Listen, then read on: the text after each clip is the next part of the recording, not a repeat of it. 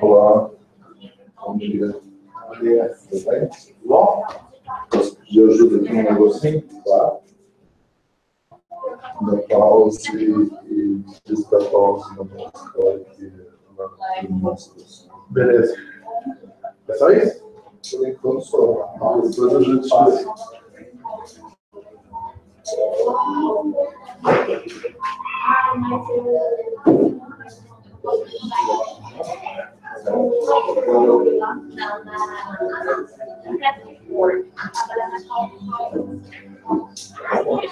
Renato!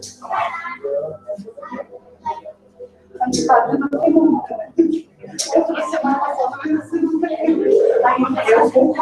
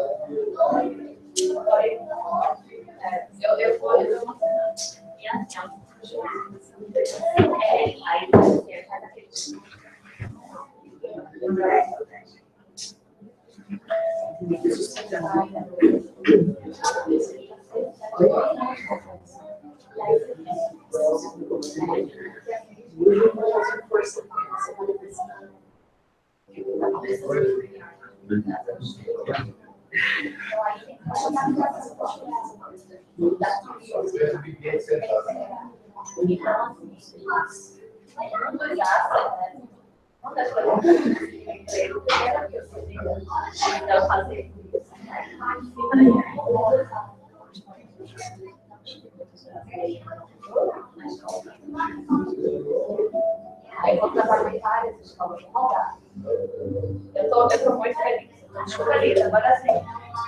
Não comecei ainda.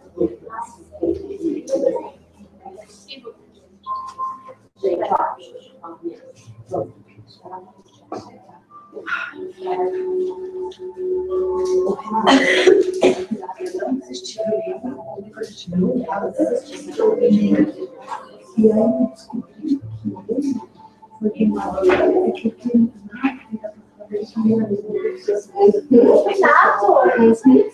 Eu não assisti. E é o que eu falei. Porque a gente fez um eu fui na parte que o Clarinhas que a outra vai casar a festa.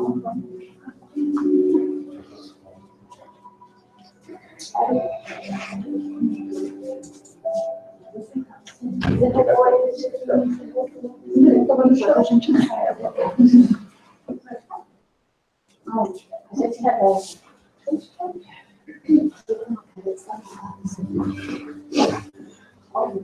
Good morning, official. I apologize for my voice or lack of voice. So let's close our eyes and do our initial prayer.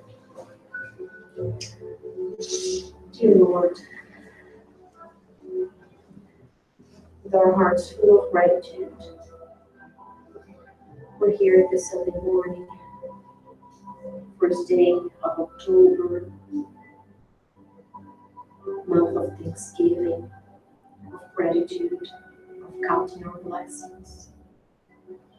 And we thank you, Lord, like we do every day.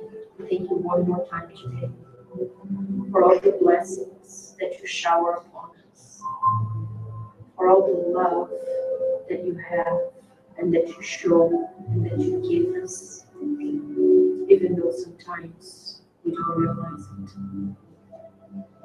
We thank you, Jesus, our Master, for the lessons you came to teach us.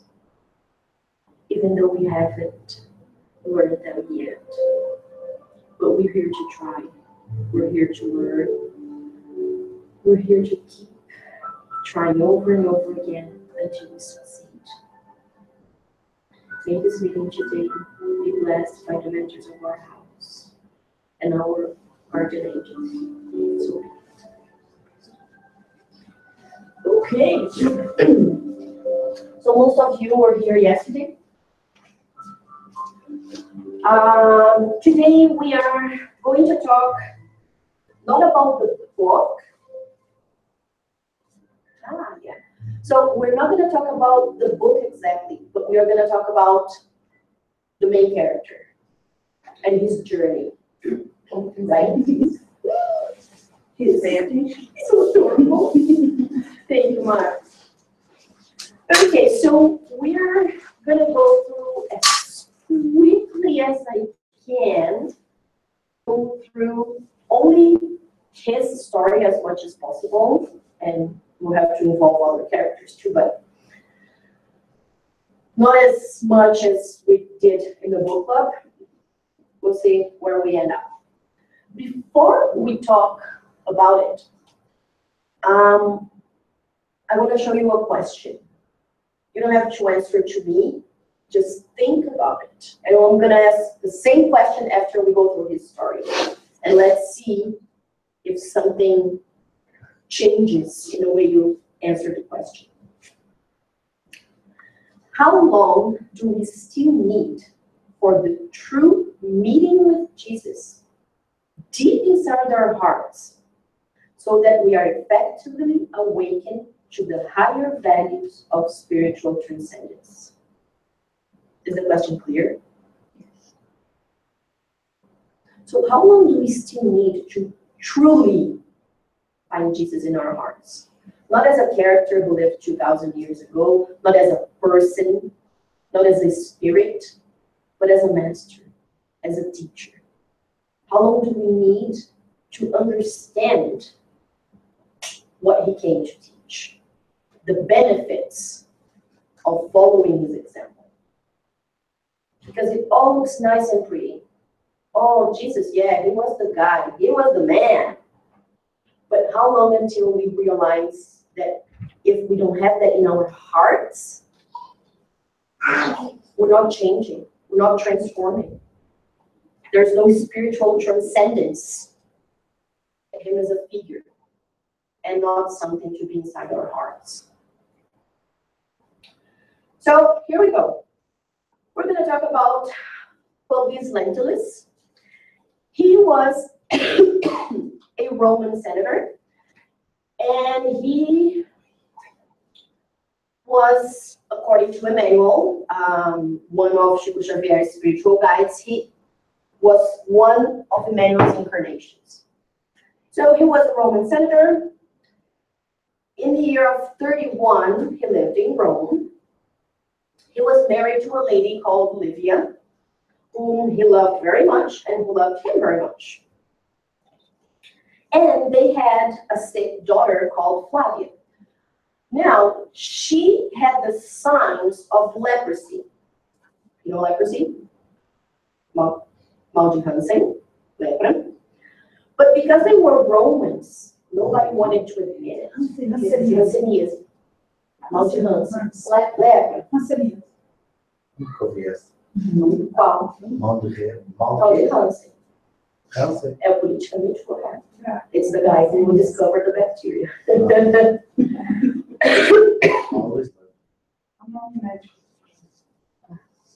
Yeah.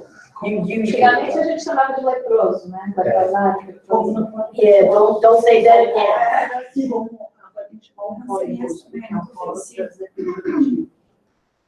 Quando você fala idético, assim, ofensivo. Yes. So, no. It's a no. Okay. But because they were Romans and important people and proud, everybody could look at her and see what it was. But they, because of their pride, they were like, no, she, it's just a skin disease. She will be fine. It will be okay. But of course, it only got worse. They had no antibiotics. So in the first chapter, he has a dream where he is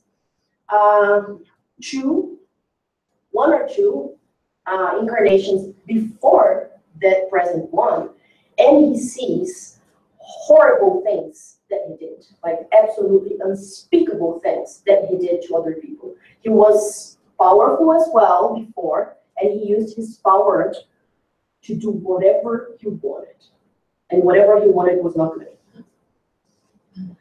And this dream gives him the idea that maybe there isn't just one life. Maybe the whole reincarnation thing is true. Yeah, you know, maybe there's something to it. Maybe there's something there. And he shares this dream with a friend who he considers to be his mentor, who is older than him. And his friend, as a proud Roman, says, "Shh, no way. No. There's no such thing as reincarnations, or the gods would have told us. We're good, we're fine, forget about that. It was just a dream, nothing to it." And then this friend of his suggests that he moves to the Palestine to help improve his daughter's health. Maybe the climate there would help with her skin. Even though everybody knew that that wasn't the solution. But, you know, Something to do. yeah, it's something to do, and again, they denied that what she had. They were in denial. So, Chama você sai. entende? Legal? Não, Em português, desdobrar. isso não foi um sonho. Foi um sonho, né? Talvez tenha sido um desdobramento e no plano espiritual ele tenha tido acesso a isso. Não, é um desdobramento. Eu não quero fugir do Não, foi um Mas desdobramento. desdobramento, você desdobra, eu achava que desdobramento você não via passado, você desdobra Não, no você... presente, você sai... Não, se você vai para o plano espiritual, você pode aprender o que está sendo apresentado para você pelos seus mentores, é o que você está vendo. Então não é ele não voltou no passado, ele viu como um filme o que aconteceu, mas ele sabia que aquele personagem terrível era ele. Não, porque para ele considerar tanta realidade, para ele ver tanta realidade, Foi o você pudesse ser um desdobramento. Foi o um desdobramento. sonho. Pois. Okay, and when he just arrives in Palestine, they have a little bit of an incident, and just to try to show his power, that he's not weak, he ends up slaving a young man, a young Jewish man. This man's father comes to talk to him and ask for forgiveness, and he says to the father, he says, "No, I'm not going to forgive, that's it." And then the father becomes so angry that he says, "You have just made an enemy for your life. I will destroy you." When the father leaves, he feels guilty and he tries to find the young man again and tell his soldiers, you know, free him, let him go, whatever, no big deal. But then his soldiers tell him that the guy had escaped, which wasn't true. They had like a slave mafia, and sometimes when the guys were too strong and young, they would actually traffic slaves and sell to other areas. So they told police that that guy had escaped, but he hadn't escaped. He had been sold to a slave market. But if you want to know the rest, you read the book about that guy. Good marketing here, good marketing. Yeah, and there's lots about that guy. Then Publius and his wife, they meet Pontius. They meet Pontius Pilate. And immediately, Pontius Pilate falls in love with Publius' wife. And Pontius Pilate is that exactly Pontius Pilate who washed his hands. It's that guy. He fell in love with Publius' wife. Only thing is, and loyal and honest. So that became a problem for Pontius because he couldn't get what he wanted. Something else important is before they moved to Palestine, they had a baby son. Their daughter was 9, and they had a baby son, who at this time was around 1 year old.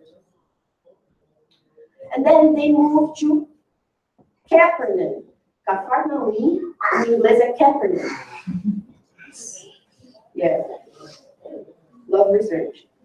So they moved to Capernaum because Pontius suggests they move to Nazareth because he has a house there.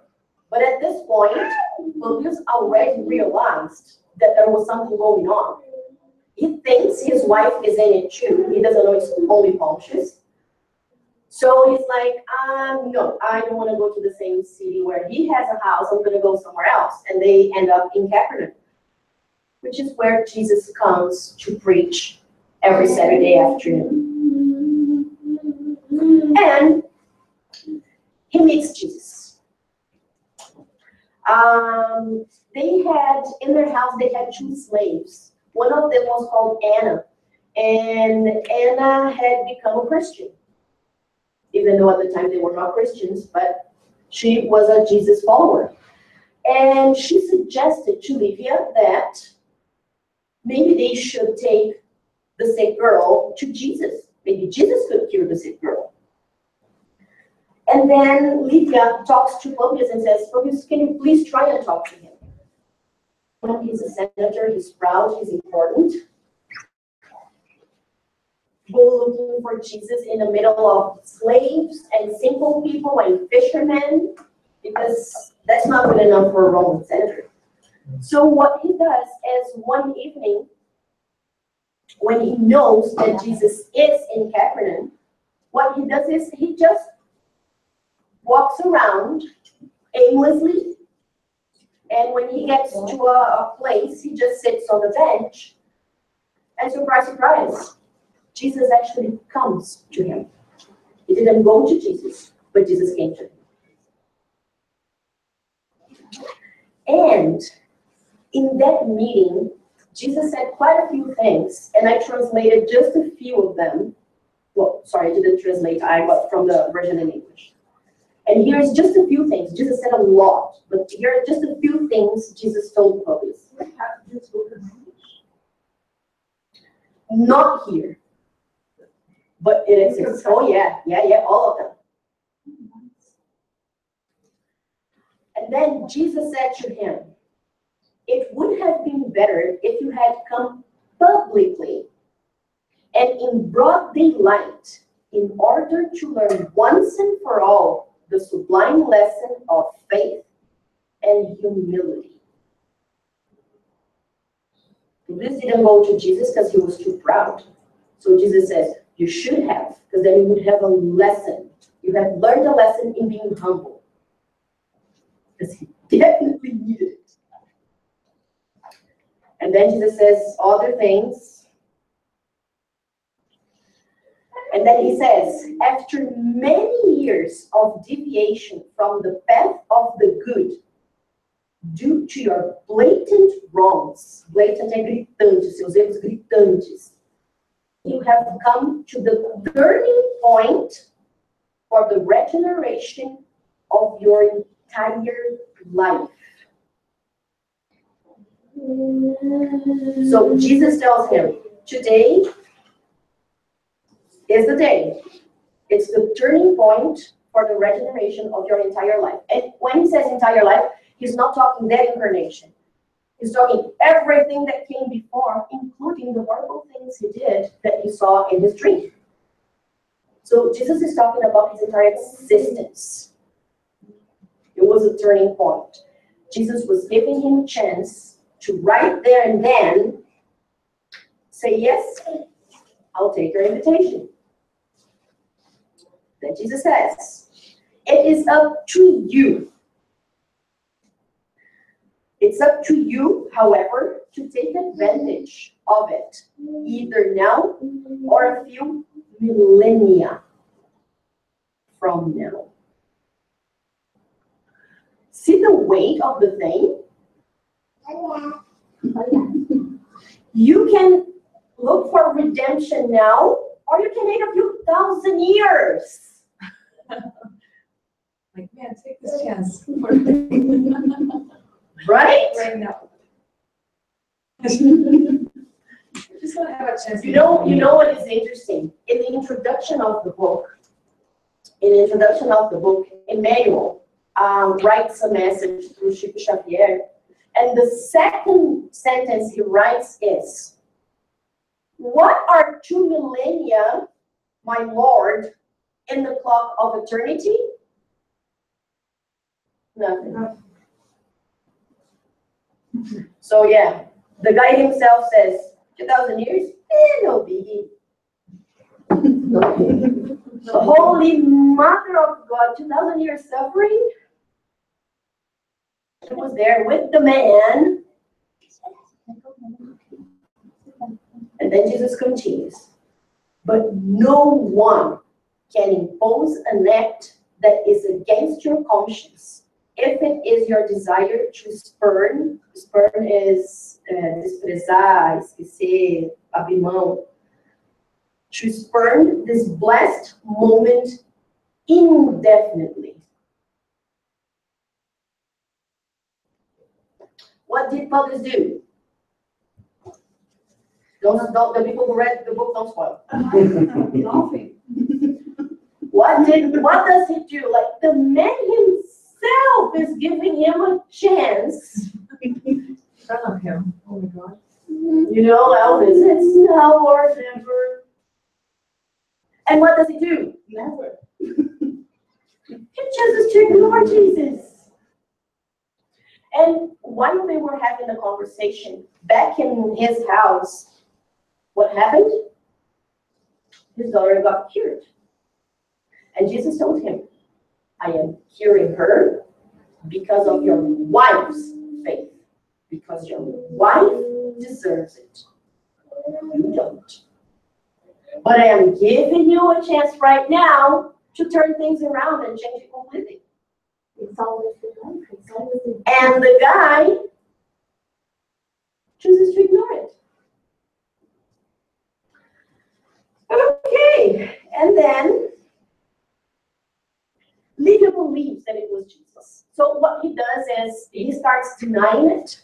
And funny enough, this whole thing happened, that whole meeting happened with the proud senator on his knees, crying like a baby. He couldn't say a single word to Jesus. Everything Jesus said to him was reading his thoughts because he couldn't say a word to the man. He was crying like a baby. He couldn't deny Jesus' power and magnetism. The moment Jesus turns around, he even thinks about, and then after he thinks, I'm a Roman. I can't be seen with slaves. I can't be following a simple man like him. And then he says, no, it wasn't him who cured the girl. It was fate. It was the weather.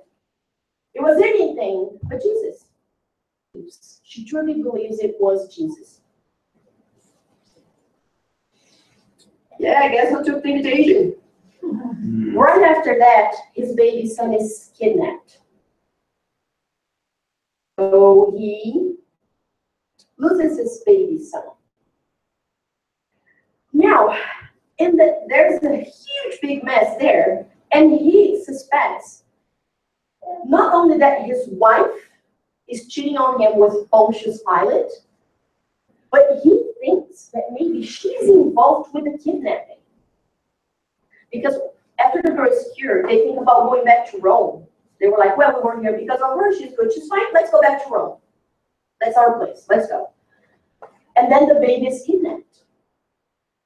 So in his mind, the baby was kidnapped because of something else and someone else. But in his mind, his wife was involved because he thinks that if the baby was kidnapped, they would have to stay there to look for the baby. So if his wife was being unfaithful and she wanted to stay with Pontius Pilate, she didn't want to go back to Rome. So he even thought that maybe she was in the plan to kidnap her own son.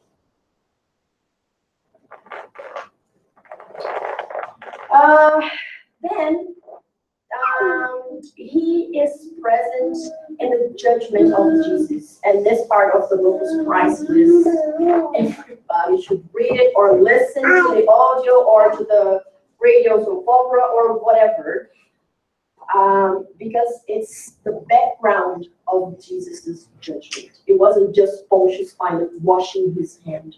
A whole lot of stuff happened in the background that I had no idea, and I'm sure nobody else here had no idea.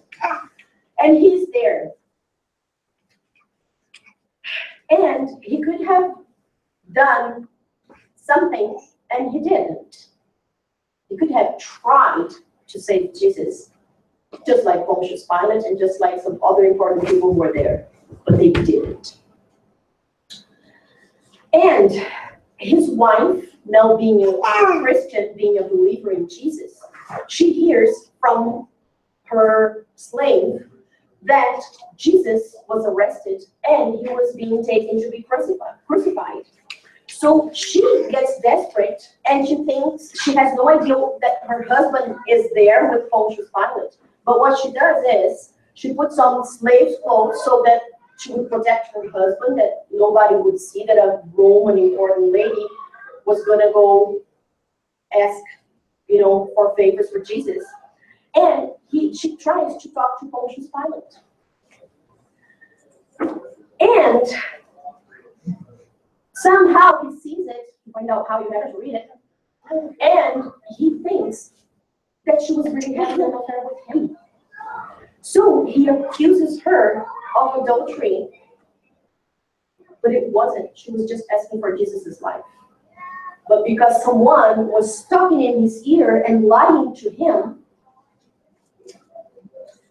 he ended up accusing her of adultery. He told her he was not going to kill her because they had a daughter together. But from that day on, she was like a slave. She wasn't his wife anymore, and it was just for appearances.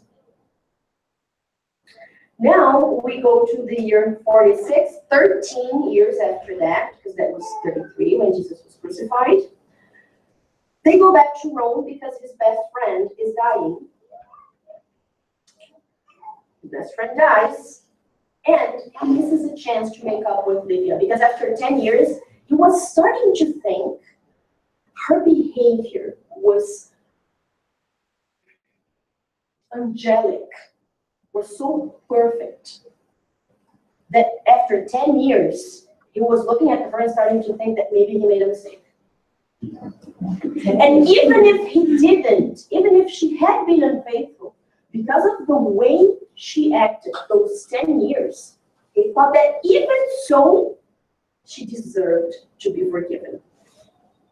Maybe it was one time, one indiscretion, but the past 10 years she had proven to be an exceptional person. But then he asks a friend for advice, and this friend doesn't give him good advice and tells him, no, wait a little more before you forgive her. Oh, a little more wasn't exactly very little, but the next year, his daughter gets married, and it was not a happy marriage, and that's really sad. But you have to read. Now we jump to the year 58, and he hasn't, the little time, wait a little to forgive her. This a little from 46, now we are already in 58. No pardon yet. But then, when that friend who gave the bad piece of advice is about to die, guess who was by her side all the time? Lydia, his wife. So she helped her friend 24 hours a day. She was there to help with everything that was needed, physically, spiritually. She helped her friend pray.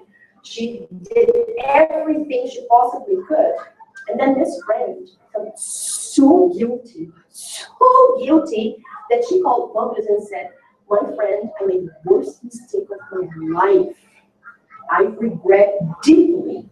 I am 100% sure your wife is pure. She had nothing to do. She didn't do what you think she did. She is above all of us and above any suspicion. Then he's like, dang, what do we do now?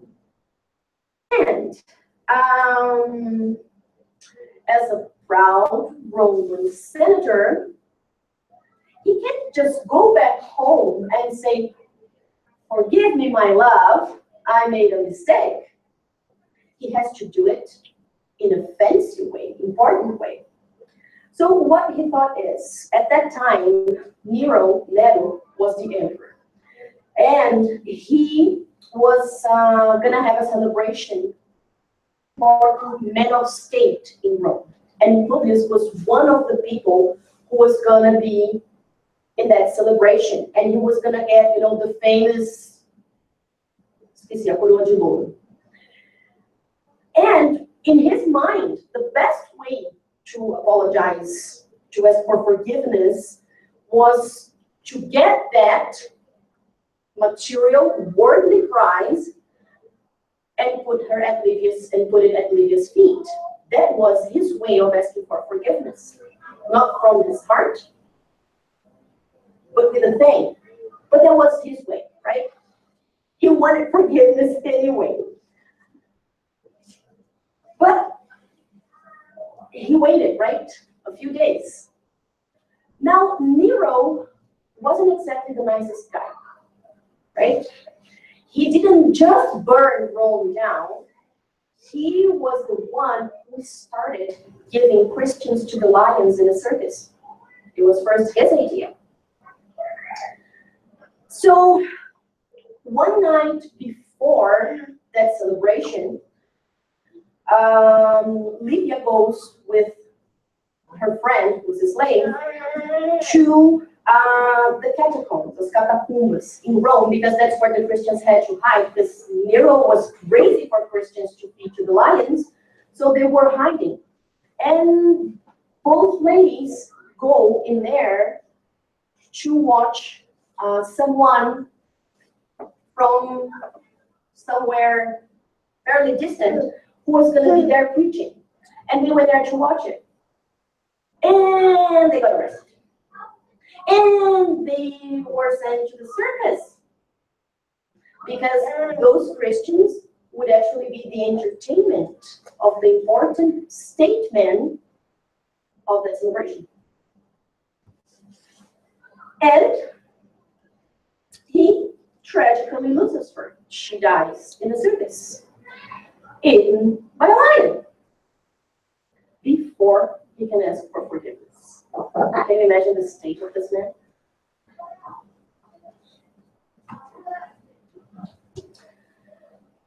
He's so broken and so tired of suffering that he's finally willing to start learning. So he goes back to the slave and say, please, teach me the prayers, teach me everything, because I don't know what I'm doing here.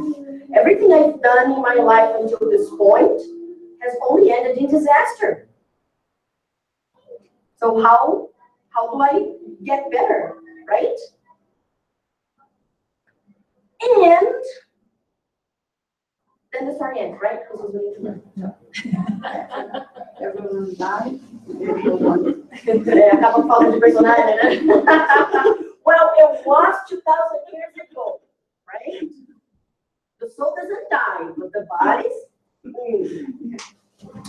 Okay, yeah, so, no, it's not done. You think he's done suffering? Remember Jesus said, right now, or in a few millennia? So no, he's not done. In the year 69, he's blinded. And to find out by whom and whom. Yeah, and it is something. It's one of those things that you think that's a Mexican soap opera. But we need to remember that this really happened. This is a real story. This is not fiction. This is a real story. So it sounds like a Mexican soap opera, I know other stories that sound like this. Now,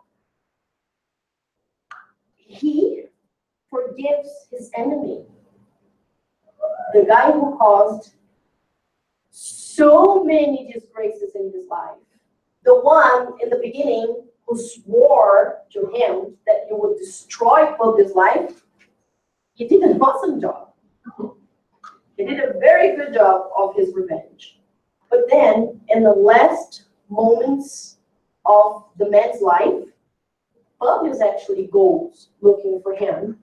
He listens to a few things. He was hoping he wasn't going to listen, but he does. And in the end, the guy tells him, because the guy is a very important Jewish leader. He's a Pharisee. And he says, I can't die right now, because he was also fed to the lions. He said, I can't die right now and go back to my God with all the things that I've done to you. How am I going to explain that? How am I going to explain all this to my judge? I can't. Please forgive me.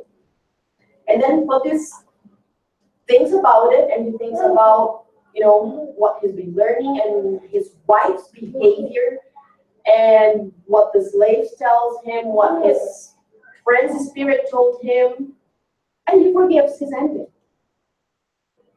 And I can't imagine it was an easy thing. Whoever hasn't even finished reading the book, there's a whole lot more in there, and yeah, forgiving this guy was really huge. And he embraces the teachings of Jesus. Now, like I said, it was 2,000 years ago, guy's not alive. Well, he's about 14 years old now, reincarnated, but never mind that part. But that body died. And if you want to know how and what happened after and how he was received in the spiritual world, you can go and read the book. The book's awesome. Now, excuse you. What about, I missed something. Who is 14 years old? Emmanuel. He has incarnated. He incarnated around the year 2000. That's why Chico Xavier stopped writing. Okay, so you came back to current time. Okay. Spirit doesn't die, right? That was one of the incarnations. He's having another one right now.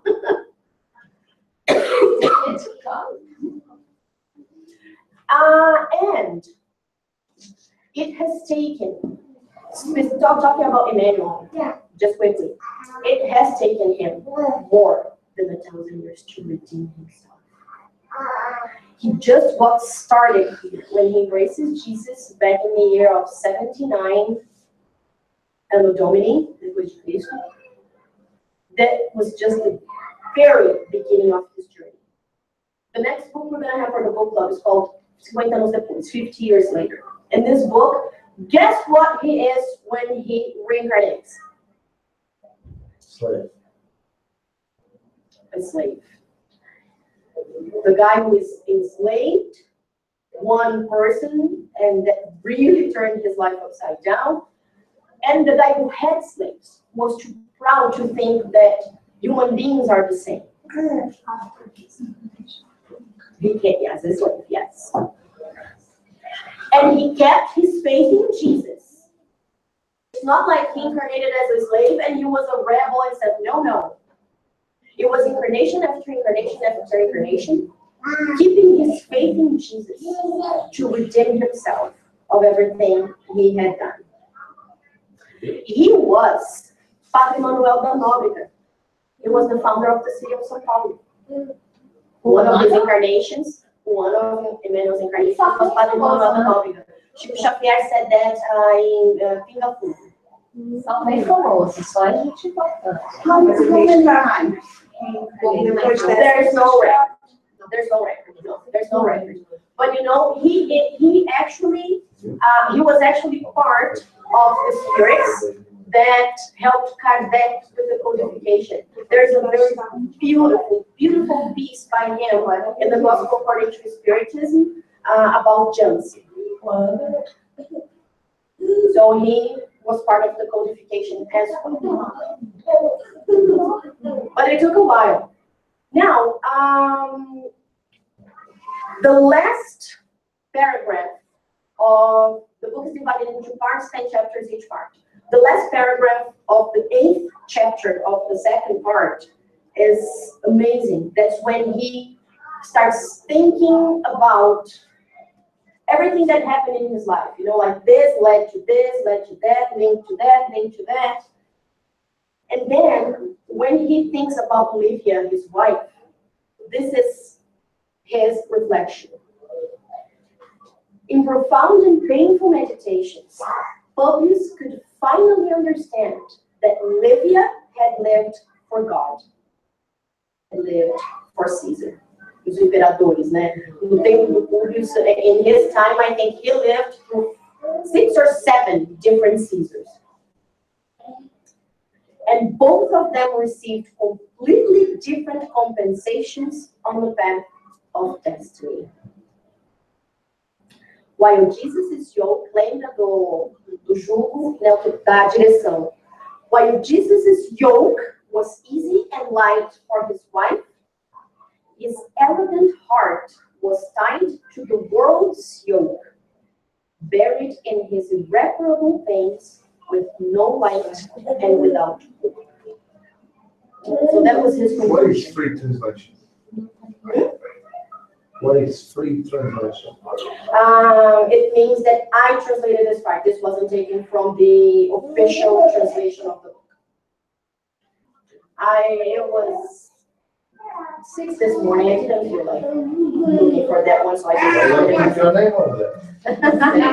next time I will. Thank you. Okay, so it's 2,000 years ago, second part, chapter 8.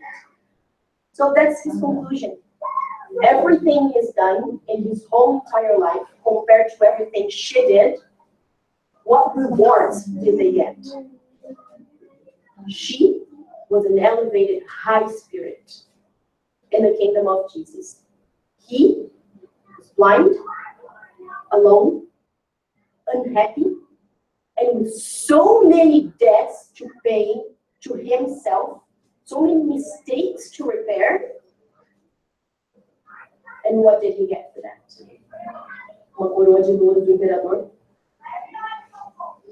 So, what do we get when we give ourselves to our spiritual development?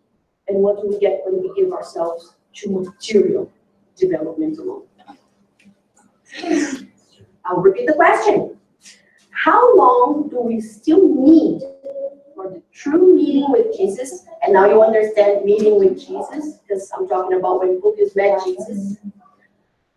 Inside our hearts, so that we are effectively awakened to the higher values of spiritual transcendence. Question is,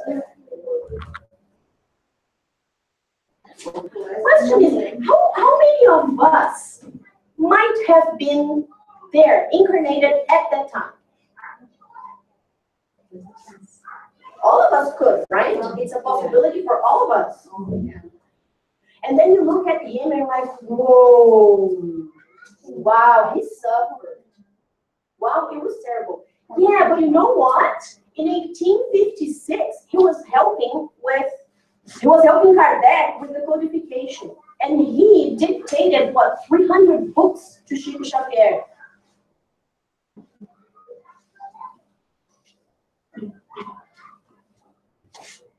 So how do you feel about what Publius went through during the incarnation in the book?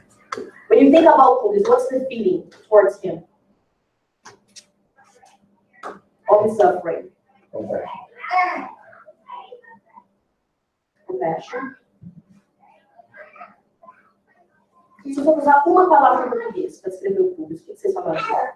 Arrogante. Tudo sofrimento. Não, tudo sofrimento. Pensa no sofrimento dele. Estava procurando essa. Qual é? Coitado. Coitado.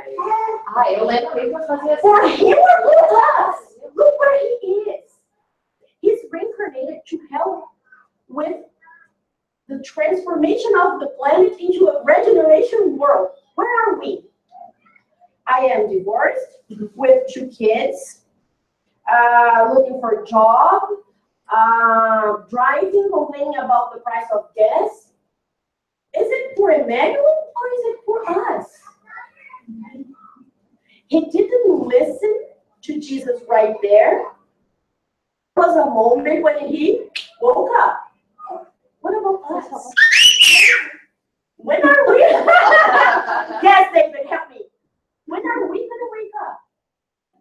Because we obviously haven't. Or we would be here as Mother Teresa, Gandhi, Chico Xavier.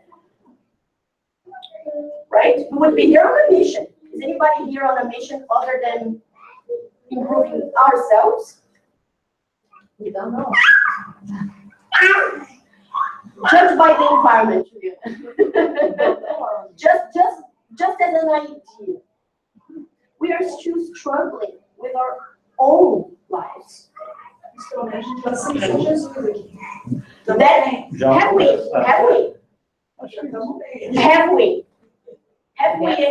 Have we accepted him here? How much effort do we make? We complain. Oh, but nowadays it's harder than it was before, right? Because we have too many distractions. At the time, they didn't have too many distractions. Everything depends on how we everything we have today. Are they distractions? Are they too much work? Are they stressful? Or are they opportunities? They're opportunities. They're opportunities to practice our virtues, to learn, to prove not to anybody, but to ourselves that we have accepted Jesus' teachings, not here, but here. Because there's a whole lot of people who are not Christians that have accepted Jesus. They just call it a different name. You don't have to be Christian to be a good person. Right? You don't have to be a spiritist to be saved. There's no saving.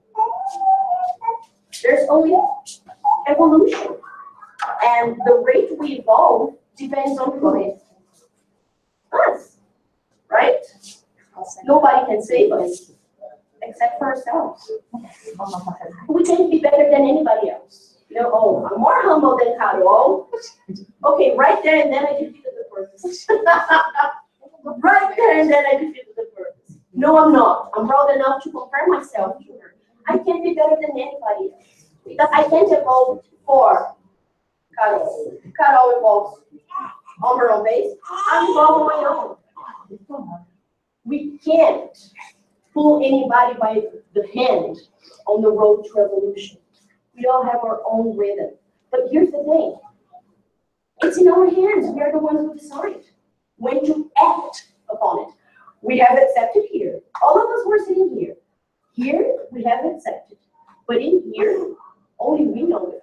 Only we know if every time I get annoyed, I try to calm down, or if I give myself the right to be annoyed for a while, and then I'll calm down. In that case, am I really working out the virtue? No, you're not. Renata. Mas o demorado dele já faz quanto tempo que o homem está lá em cima? Eu tô aqui embaixo ainda. Looking for Lydia, I can't understand. No. I didn't accept God here in my heart. Yep, she is the example of faith, resilience, accepting.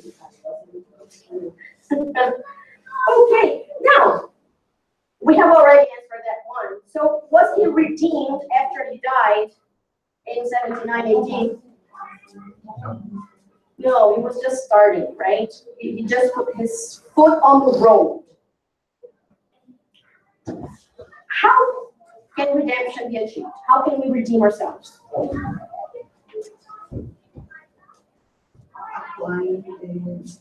Improving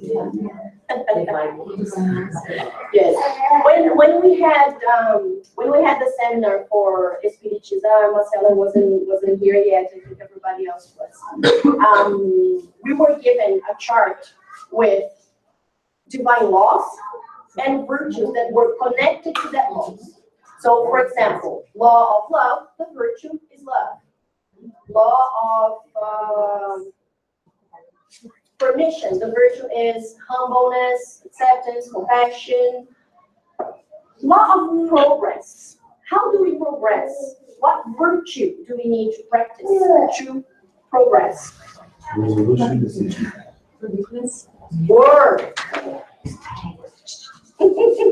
Work. What is connected to progression is work. So what we need to do for redemption can actually work, right? There is this amazing, beautiful message. It can be found in the last slide is a reading reference, so it has all the sources. It's a long one, so I can't have everything here. I have 6 printed copies, and you can find it on the Spiritizar website. So I only translated just a few paragraphs, but it is a beautiful message. It's in Portuguese. I only put it in English there, but I have 6 copies here. You can read online. So I translated only a few of them. It's called Christian Responsibility. Yes. I need my minutes. 6. We've already. Yes. Give it 7. Okay. Let's go. So Christian responsibility.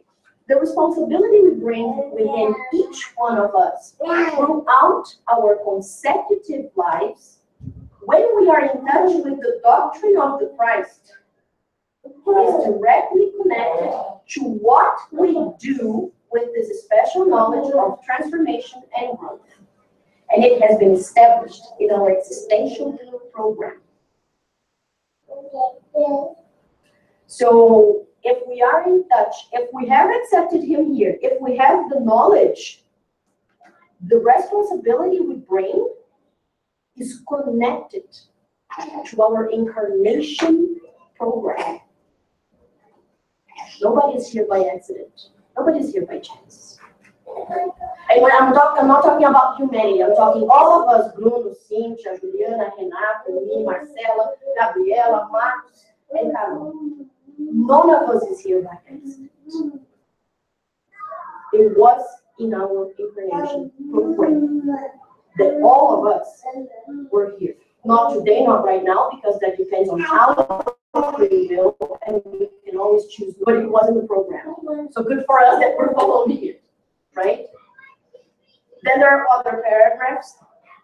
In another part, she says, for centuries and centuries, we, and again, we manipulated the Christian doctrine, even though we were invited to use it to our benefit and to benefit the world around us.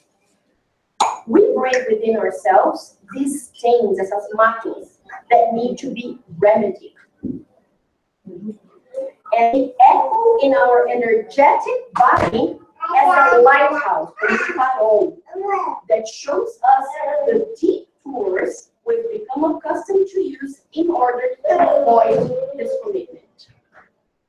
So this is what I was talking about.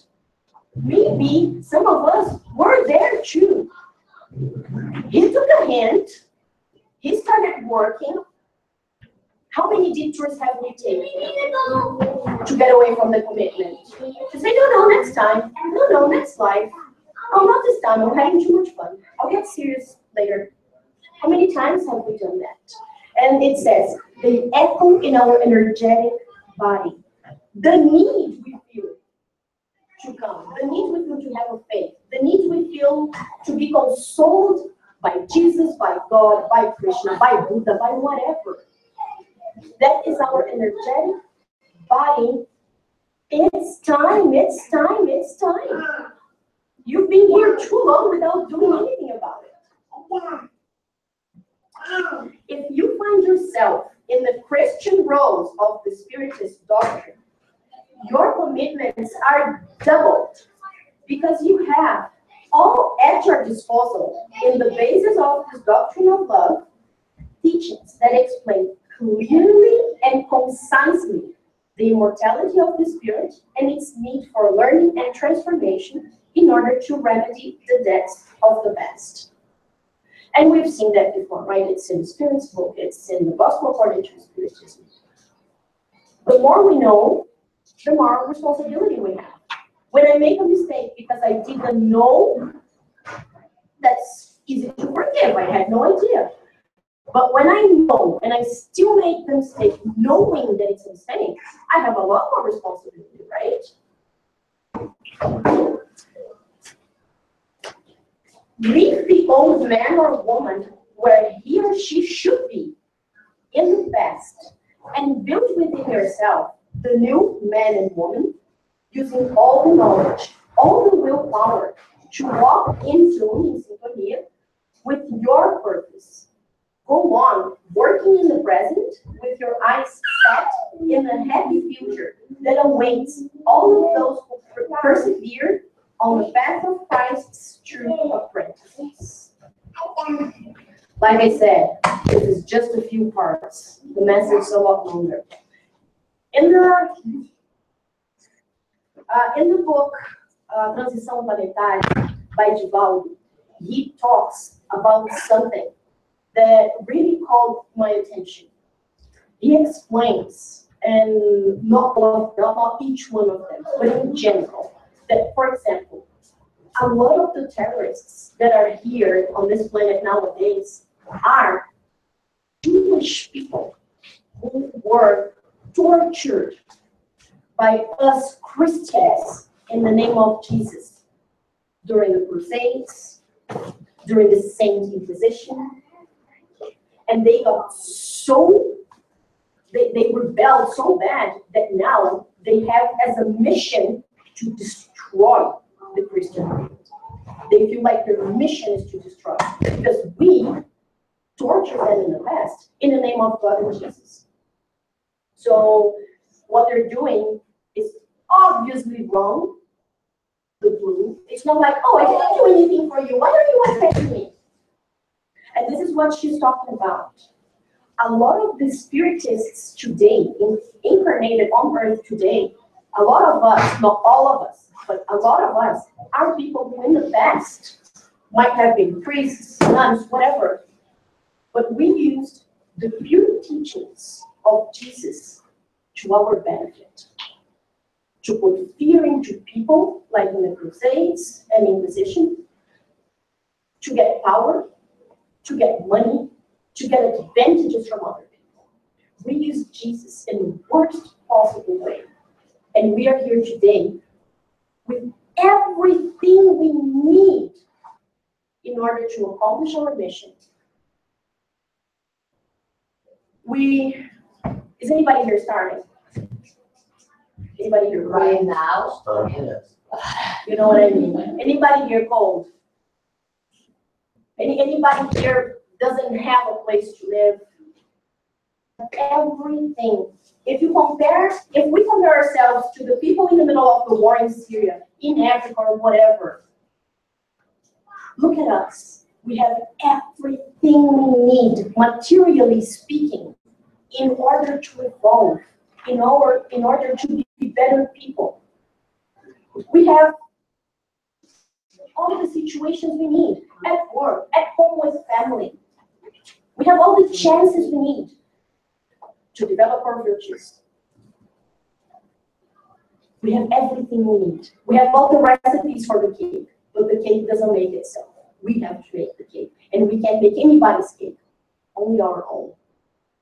So I leave you with Jesus' invitation. Come to me, all you who are weary and burdened, and I will give you rest. Take my yoke upon you and learn from me, for I am gentle and humble in heart, and you will feel rest for your souls. For my yoke is easy and my burden is light. And we saw that with Lydia, right? And we saw that with Publius as well, as Emmanuel, as how many incarnations it's in him. And we have everything we need. There's the same part of the It's totally up to us. That's it. Okay, let's do our final prayer. Max, can you help me go? Please.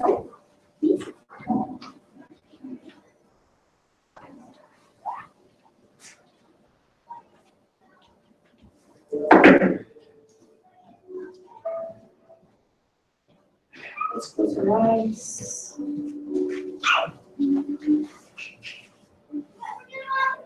Dear Jesus, we thank you so much for this opportunity to study the manual story, to understand the mechanisms of creation, mechanisms of the divine laws. And we thank you for the daily opportunities we have,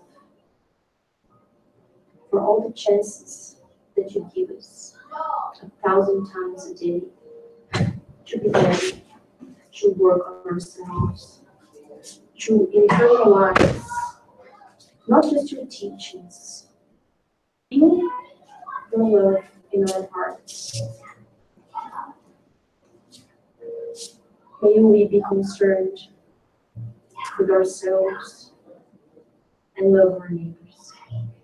May we treat everybody the way we like to be treated, no exceptions, no distinction.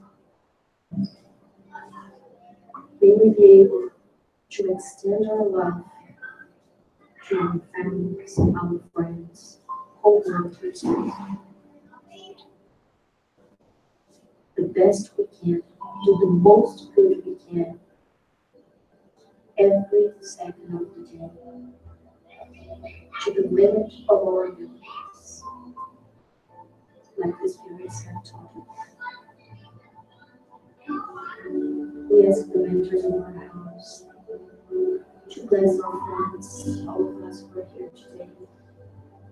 Bless our friends who could not be here today and the ones who will be joining us for lunch. May we all go home today with our hearts filled with hope, because everything we need is just our own action, our own decision. It's all within us. You have given us all the tools we want.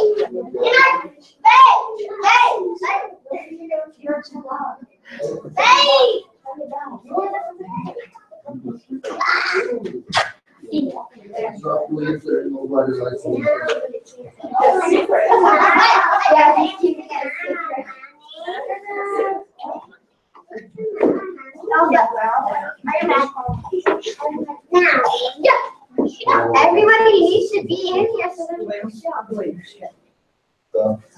So we don't have to. All right, guys. So our virtual open is gratitude. Yay! And these little guys here made a beautiful gratitude tree. Yeah, and Noah made his own little tree. Can you tell us a little bit what is in your gratitude tree?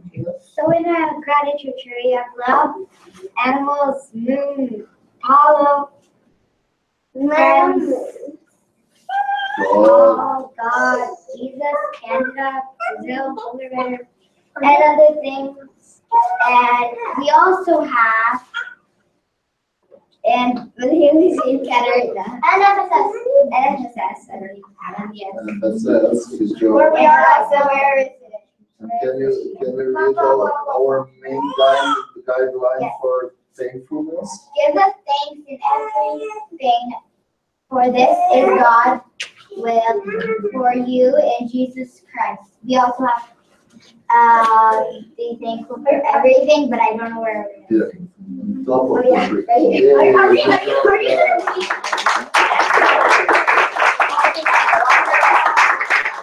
gonna Right.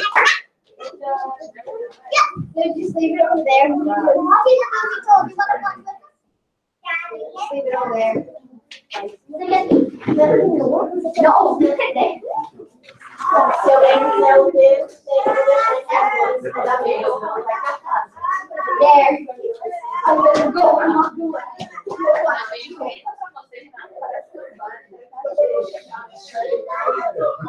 Ó, quem quiser o texto tem aqui na mesa.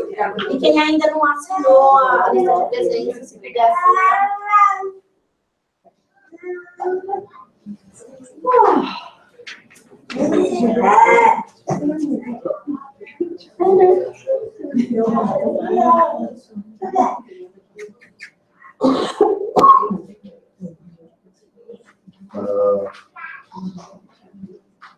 Marcos, pode ligar a música, por favor.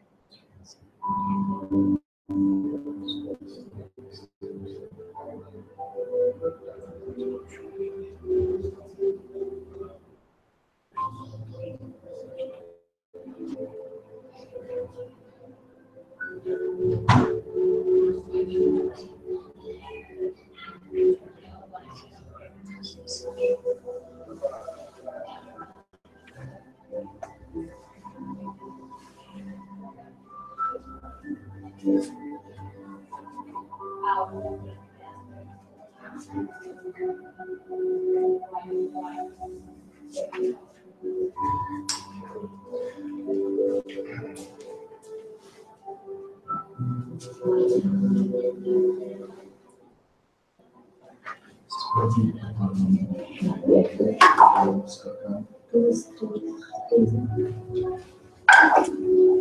número de pessoas. A gente quer.